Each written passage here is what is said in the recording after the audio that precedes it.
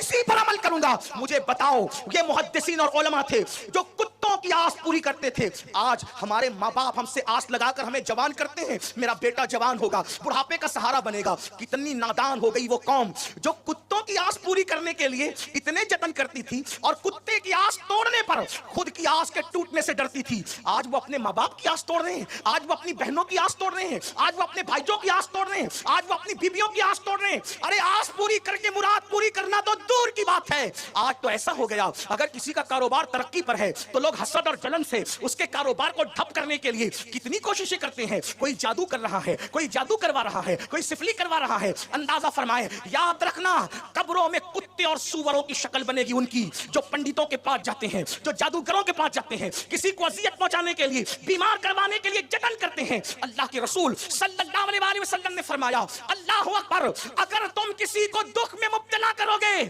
उस वक्त तक मरोगे नहीं जब तक तुम उस दुख में मुब्तला ना हो जाओ, जब तक तुम्हें उस दुख का शिकार ना कर दिया जाए। जवानी में अय्याशी और आवागी करना बहुत अच्छा लगता है, अपना मजहब क्या है मेरे भाइयों? कुत्ते की आस टूटने ना पाए और हम माँ बाप की आस तोड़ने, और हम सोचने कि मैं तो दाढ़ी रख चुका हूं, मैं तो सर पे अमामा बांध रहा हूं, मैं तो हाथ में तस्बीह लिए हुए हूं। वो बबरावी बयान करने हुजूर का फरमान, अगर तुमने आस तोड़ी मखलूक की तुम्हारा अमल ना देखा जाएगा, तुम्हारी आस तोड़ दी जाएगी। बताओ रोजाना कितनी आस तोड़ते हो? अल्लाह अकबर, लोग हमसे कितनी आस वाबस्ता रखते हैं। आइए अब आखिरी बात अपनी अर्ज करके मुकम्मल गुफ्तगू हो जाए। वो कैसे रहमत आलम है, अल्लाह अकबर, जिसने जानवर, इंसान, काफिर, हत्ता के काफिर के बच्चों का भी ख्याल किया।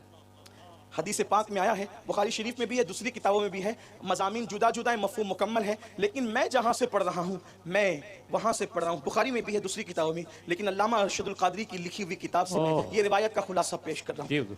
एक यहूदी का बच्चा है, रहमतुल लिल आलमीन, यहूदी का बच्चा है, हुजूर की गली में रहता है। हाय हाय हाय, था यहूदी का बच्चा मगर नसीब क्या।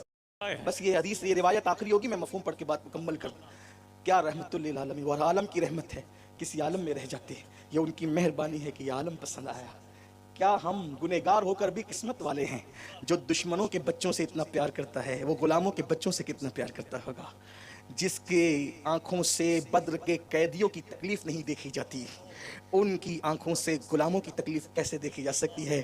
जब मैं सोचता हूँ कि क़यामत में मेरे पैरों में जंजीरें होंगी तो फिर ख्याल आता है, जो बद्र के कैदी जो हुजूर को मारने के लिए आए थे, इस्लाम मिटाने के लिए आए थे, उनकी रस्सियां देख के हुजूर रोते हैं, तो मेरे पैरों की जंजीर वो कैसे गवारा करेंगे? गुनाहगारम वो लेकिन खुश नसीबम, गुनहगारों मगर खुश नसीब हूँ, क्योंकि अल्लाह अकबर, जब दुश्मनों की तकलीफ नहीं देखी जाती, कुछ भी हूँ गुलाम तो हूँ, कुछ भी हूँ दर का गधा तो हूँ, कुछ भी हूँ निस्बत तो है और सबको है, और अल्हम्दुलिल्लाह हम अपनी निस्बत पर